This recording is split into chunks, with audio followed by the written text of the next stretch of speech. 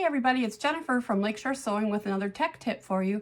Today we're going to talk about different types of files used in machine embroidery, depending on what kind of machine you have, and other types of files that you may see as well. So here we go. As I've said before, there's lots of different file types when you're doing machine embroidery, and again, it depends on the machine that you're using. So there's different file extensions. Now just remember that none of these, you can't open them on your laptop unless you have software to edit those. Again, you can look at them if you have something like Thumbnailer. Other than that, they are not executable files, I guess is what I'm trying to say. So here's the more popular ones. Depending on what type of machine, these would be the files that you're looking for. This really is just so you're familiar with the different file types. A lot of people are confused when they download something or buy a CD with designs on it, because there's all these different types. So this kind of just gives you an overview of what the different ones are for. There's also some other file types that you may see as you do machine embroidery. You might see a JPEG file, and most of you are probably familiar with that. It's usually just a basic picture file, usually maybe a finished project or something like that.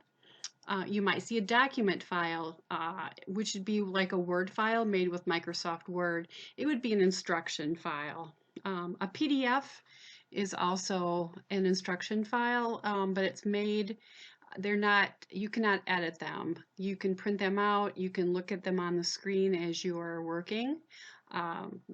They're typically, I like to have them nearby when I'm working on a project. An SVG file is probably one that most of you aren't familiar with. It's actually a cutting file, and I'll go into more of that in a minute. And a zip file too, and I just added that in just because a lot of people don't know what a zip file is, so I'm going to also discuss that a little bit in my quick video here. A PDF file is going to be an instruction file. It's going to have pictures, it's going to have content depending on what designer that you're using for your embroidery files. It's going to have pictures, it's going to have cutting instructions. You won't be able to edit that, but you can download it and print it out. I highly recommend getting Adobe's PDF viewer. Now just remember, and I have here's the website right here. You can go and get it. You don't have to buy this, so you don't have to purchase anything. If you want to create a PDF file, then you may need to purchase something, but for what we need, you just need to be able to read them. And I will say, if you have trouble printing them, sometimes you need to actually go into Adobe to print them out. The next one that we're going to talk about is an SVG file, and they're for cutting machines. If you had a Cricut, like a Maker, I believe is the one, the Cameo Silhouette or the Scan and Cut, those are actually files that you can cut fabric out. And if you're doing a lot of applique, they're nice to have. Just remember, these cannot be opened on your embroidery machine. That's probably the most important thing to remember here, is they cannot be opened. And last but not least, for the purposes of just a quick, what is a zip file?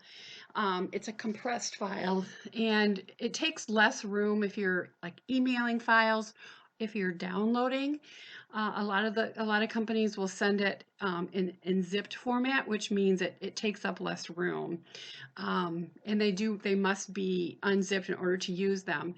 And the way that you'll see that it's zipped is you'll see here it actually looks like a zipper.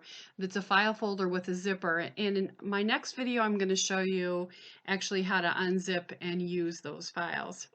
So again, if you have any questions, you can get in touch with me, lakeshorejennifer@gmail.com. Have a wonderful day. We'll see you soon.